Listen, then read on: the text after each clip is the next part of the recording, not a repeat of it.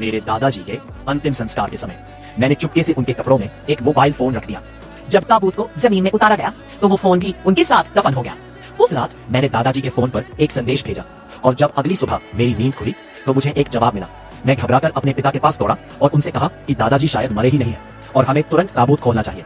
मेरे पिता ने मुझे ऐसे देखा जैसे मैं अपना होश खो चुका हूँ। उन्होंने कहा कि दादाजी का पोस्टमार्टम हो चुका था, यहाँ तक कि जांच के लिए उनका दिल भी निकाल लिया गया था और ऐसे में उनके जिंदा होने का कोई सवाल ही नहीं उठता।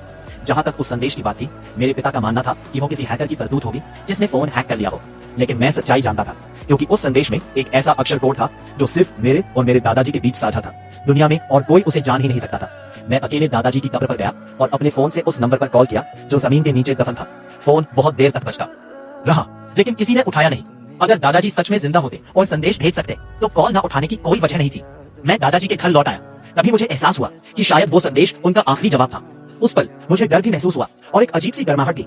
वही एहसास मेरे साथ बना रहा उस दिन तक जब स्कूल में मुझे घेर लिया गया और जमीन पर गिरा दिया गया।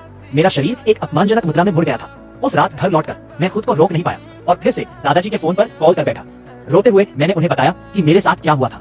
अगले दिन कुछ अप्रत्याशित घटित हुआ।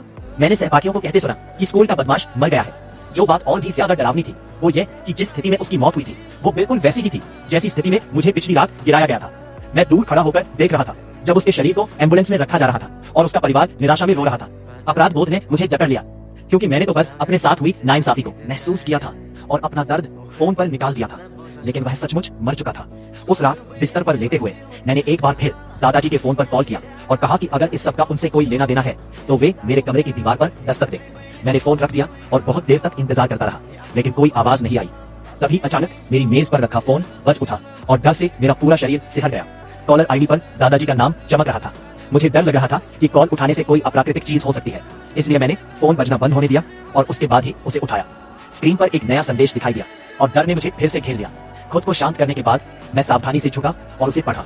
एक बार फिर स्क्रीन पर वही निजी कोड दिख रहा था जो सिर्फ मेरे और मेरे दादाजी के बीच साझा था।